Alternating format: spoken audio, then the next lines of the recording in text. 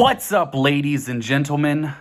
But most of all, you ladies out there, thanks for clicking on another episode of Break the Silence. I am your host, Cyborg, and I am here because we just got some breaking news out of the association. We have a massive Woj bomb, a trade between the Atlanta Hawks and the San Antonio Spurs. And I'm pumped to get into it. But first, please take a second to like and subscribe. We're going to be talking all these trades, all this NBA news, all the breaking news, everything that's happening here with the NBA offseason here on Break the Silence. So please subscribe so you don't miss any of it, because I am pumped to talk about it with you. I was out at dinner. I recorded my Jalen Brunson reaction. Last video I just posted. I was out at dinner eating a 20-ounce ribeye, just tearing into it. Carnivorous-like. Tearing into my ribeye.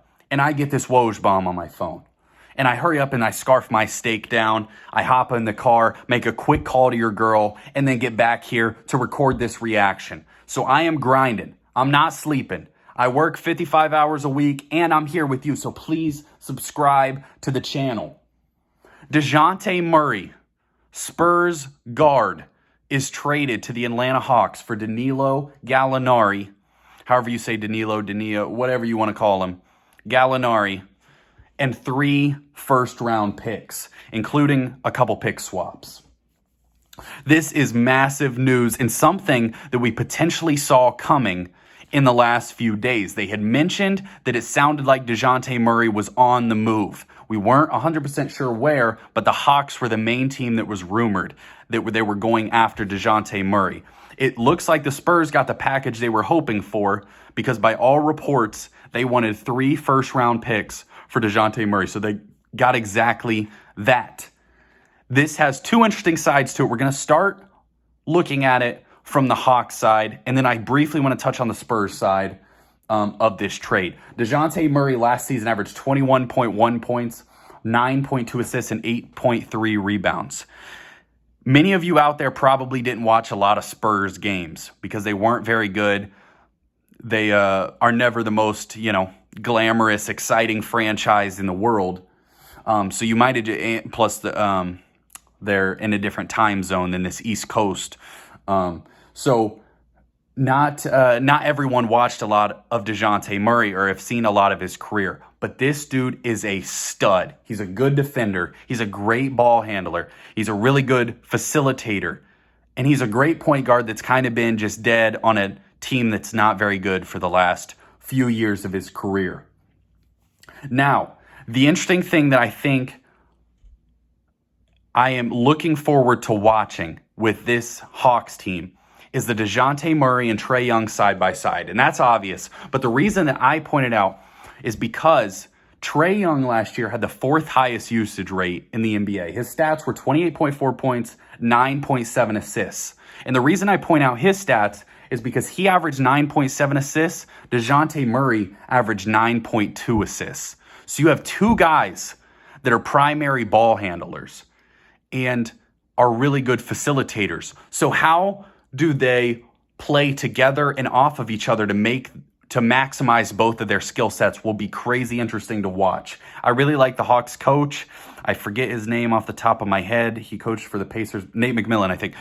Coached for the Pacers before. I really like him. So I am excited to see what he does with this squad. Trae Young's usage rate last year was 34.4%, which was 4th in the NBA. Number 1 was Luka, and number 26 was Dejounte Murray. So you have 2 players that have high usage rates. And if you don't know what a usage rate is, it's just basically how the percentage of the game that the ball is in your hand when your team's on offense.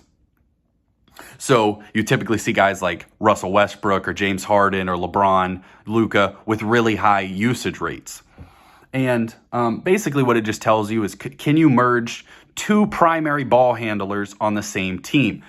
You have duos, for instance, Steph Curry and Klay Thompson. Klay doesn't need the ball in his hands a ton to be an effective basketball player. And honestly, Steph maybe wouldn't either. He's just really great with the ball in his hands, so he has a lot. But Klay is a catch-and-shoot guy. You give him the ball, he does what he's going to do, and, you move on. So they're an incredible duo together. So who will play point guard? Who will dribble the ball up the court? Will they try to, stagger their minutes to where they're both when Trae goes out of the game, Dejounte's in. When Dejounte's out, Trae's in. Things like that will be really interesting to see that squad. So they'll go out with a lineup. Now, the thing that they've said about the Hawks, by all accounts, they're not done as far as moves in this offseason. It sounds like there's a great chance that John Collins, who's their power forward, could potentially be traded. It sounds like he will be traded before this week's over. But we'll see on that. And there's reports that Kevin Huerter or Bogdan Bogdanovic could also be traded. I'm not sure what exactly they're looking to get in those trades. My guess would be maybe just some depth, because you kind of have a solid starting lineup at this point. If you ruled out Trae Young, Dejounte Murray, Clint Capella at center, DeAndre Hunter, you got Bogdan, Kevin Huerter, and John Collins with your other three guys. So you got 7 guys right there. If I counted correctly, 7 solid players right there. So if you could turn John Collins into maybe 2 solid players, not quite as good as John Collins, then maybe you really fill out that lineup. The key for the Hawks to me, now we just saw them in the Eastern Conference Finals, not this season, but last season against the Milwaukee Bucks. Was it a little fluky that they got there? Yes, I believe so. Because they ran into a Knicks team that wasn't very good, and then they ran into the Sixers, which were a mess. Ben Simmons never played a game for them again. So the Hawks were one of those teams where they have this stud young player and thought, let's take a chance and try to go all in. I do really like this trade for the Hawks, but the key to me for the Atlanta Hawks is, can DeAndre Hunter take that next step? DeAndre Hunter is their small forward, and they drafted him a few years ago. And there were plenty of people that thought DeAndre Hunter was going to be the best player in his draft. He hasn't really panned out in that way. He's a solid player, but if he could take that next step, because he's a good defender, if you could take him from his points per game now to 18, 19, 20, to where he's kind of your third scorer, or even, in the mix for that, where he has nights where he's your third scorer. Because if you have Bogdan and Huerter, their main jobs are to score, but they're shooters, so they're going to be a little inconsistent. But if you could get to where you have 5 weapons on the court at all times, and then Capella or 4 weapons, and then Capella is a lob threat, you'd be looking at a very effective basketball team, and the Atlanta Hawks would be crazy interesting to watch. This is the chaos we're hoping for in this free agency. We're hoping guys go everywhere, and we got a lot to look forward to see where these teams end up and what teams we think are going to be good based on these moves that they're all going to make. Because we got news that Bobby Portis might be on his way out of Milwaukee. Bradley Beal hasn't signed yet. There's a lot of big names out there. Zach LaVine. So really interesting to see where we think the Hawks will stack up in the Eastern Conference. But from the 8 seed that they were this year, it's realistic to think that they moved up a couple spots with this trade, because you really didn't give up current play. Giving up draft picks obviously is giving up something, but as far as guys that are on the roster this year, this could move them, I think, to where they're in that 4 or 5 range fighting for that spot. And with a couple more moves, maybe they put themselves in real contention. Now let's look at this real quick from the Spurs side. Don't want to keep you too long here, but the Spurs have now traded virtually all of their players that were traded, retired, or lost in free agency. All their guys. They lost Tim Duncan, obviously retired. Tony Parker left for the Hornets. Kawhi Leonard, they traded to the Raptors. DeMar DeRozan, I believe they traded. Was he a free? I can't remember if he was a free agent or they traded to the Bulls. And then now Dejounte Murray. And it sounds like Lonnie Walker, who is also a Spurs player, if you haven't watched a lot of the Spurs, is now on his way out, which makes their longest tenured player, Keldon Johnson, who's been there for about 2 or 3 years.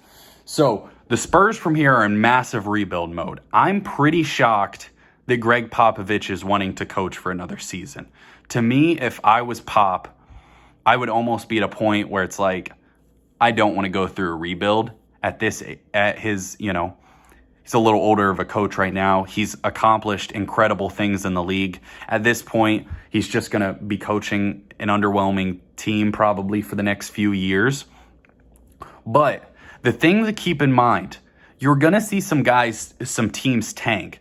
because there is a player in the NBA draft this upcoming year named Victor, I don't know how to say his last name, Wingbayama or something like that, who they say is the best prospect since LeBron. He plays overseas in Europe. So you're going to see teams really try to get in on that sweepstakes. So that might be what we're seeing from the Spurs. They might have said, we weren't going to be good anyway. Let's make sure we're not good. We got 3 first-round picks out of it. We're really building for the future. And I don't hate that from the Spurs at this point. I think that's probably the right call. If you heard me talk in my Jalen Brunson video, the thing that I hate most is being stuck in oblivion. I hate being stuck in the middle of the pack. I don't think it's good for any franchise. For instance, if you look at the NFL, the Cincinnati Bengals, for years, were getting bounced in the first round of the playoffs. And then they kind of lost all their guys and became bad for 2 years. And they got Joe Burrow and Jamar Chase, and their entire franchise turned around, and then they were actually Super Bowl contenders. That middle of the pack is not where you want to be, because you're not going to get good draft picks, and you're not good enough to actually compete for anything. So it's kind of like, what's the point in making the playoffs and getting bounced in 5 games every year? So I like what the Spurs did here. I think it's good to just rebuild. Dejounte has this year and I think 1 more left on his contract, but he's going to want a big extension and deservedly should get a big extension. So massive trade, massive Woj bomb. I might be back tonight if there's another breaking news. I can't guarantee it. If not, I'm sure we'll get one tomorrow. Cyborg out.